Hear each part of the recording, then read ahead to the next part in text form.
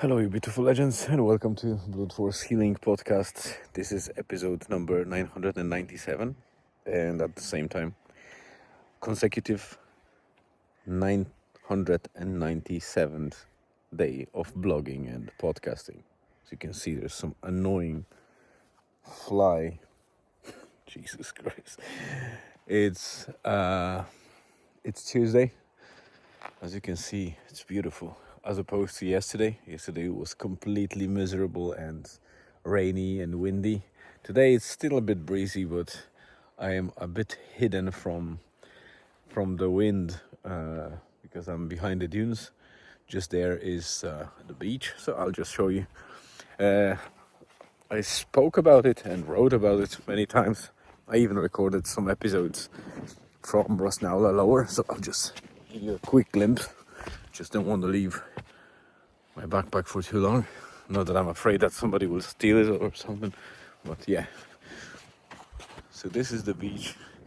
It's at the moment it's very flat and uncovered because it's a low tide, a very low tide. I think it's peaking at the moment, so Jesus Christ, those flies are annoying. So it's at the lowest tide at the moment. I think tomorrow and maybe tomorrow I think it's the full moon, like 100%. So it will be the lowest, but today it's one of the lowest at the moment. And there, I'm not sure if it's possible to see, but Elizabeth is just there. She went for a run or jog, and I decided to stay a little bit behind the dunes. I wasn't expecting the flies to be that annoying, but what I want to do is I brought both drones and I want to exercise or train a little bit with the, you can see there's a rabbit there, or hare, or whatever how you call it. There's plenty of those wild hares, or rabbits, or whatever you call them in this area. It's just amazing because it's very quiet and you can come here, sit down, and they will just be around you. Sometimes you will startle them, but it's just a lovely place. This building is going to ruin, and I'm going to check, if possible, with people that own the caravan park around to see who owns this place, or is there any possibility to, I don't know, take over and maybe refurbish it. It's a beautiful place and very close to the beach, and it would be also a good spot for a sauna if we could use that place. But anyway, here is the drone. Well, there's one there, but I'm talking about this. It's Avatar 2. So this is the FPV drone. So the one that is actually giving you first person view.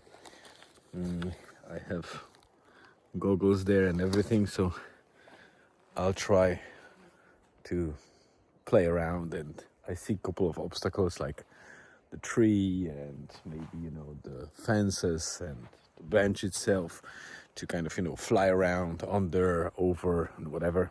For now in assisted mode, so the standard mode, but soon, once I get familiar with that, I want to switch to manual mode. And in manual mode it's much more challenging because the drone is not hovering in place. You need to constantly and manually keep it in place or in the air.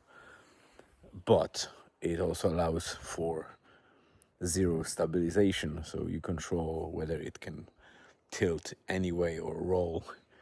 And that's how you can see very often those amazing dynamic videos that people film from the drone perspective. But yeah, it requires a lot of training and skill, so I'm gonna use that time today before Elizabeth comes back from her jog and try to gain some skills. And from the update perspective, obviously it's 997 days and the goal is to reach 1000, so we're just 4 days or 3-4 days away. If you count this one, then 998, 999 and 1000th day will be the final daily update of this journal project, but it's not ending per se. It's just I will just transition it to, for now, less regular and maybe even irregular for time being project. I will still be updating you guys, but it won't be daily because I think there was enough posts that were fairly dull and not necessarily interesting for readers, watchers, listeners. And it was also a burden on me because I needed to do that every day. So I built a routine or a kind of nice habit to kind of force myself to do these things. But I'm pretty sure that it felt in certain times that it is forced. So I want you guys to enjoy the episodes, enjoy the blog posts, and hopefully bring more drone footage and more storytelling, or just kind of, evolve this project into something more meaningful and more valuable to you as well. So that place there, it's like a lagoon. You can see it looks like a lake because it is, but technically it's a lagoon that has been cut over. You can see that hill. Behind that hill, there's I would say, couple tens of meters of land that cut off that lagoon from the rest of the ocean or rest of the bay. So it's like a lake, natural lake, but it used to be a lagoon. There's no direct access to it, like the beach or anything like that. It's completely wildlife. It is teeming with swans and other birds. So beautiful place. Sometimes they need to, there's a little kind of river or water flow that kind of drains it slightly to the ocean from time to time, but it keeps being closed by the tides. So the sand is kind of gathering and cutting it off.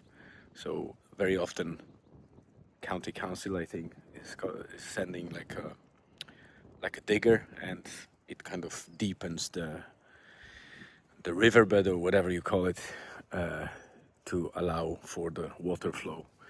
But nature won't let you dictate what she wants to do, or whatever gender you assign to nature. It keeps closing it. So that lagoon is meant to be there. But I can see that after rains, the level of water raised. You can see here.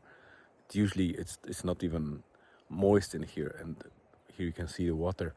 So the level kind of went up, and I'm pretty sure they want to manage it with that drainage to not affect the houses or the caravan homes that are here in the park. So yeah, a bit complicated, but yeah, I already crossed 8 minutes. I hope it was interesting enough, and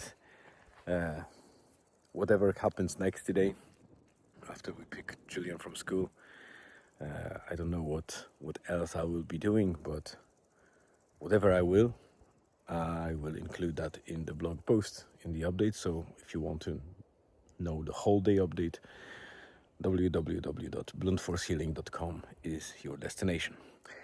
For now, that's it. Thank you very much for tuning in. Have a great rest of the day, wherever you are on this beautiful planet. Stay tuned and see you again tomorrow.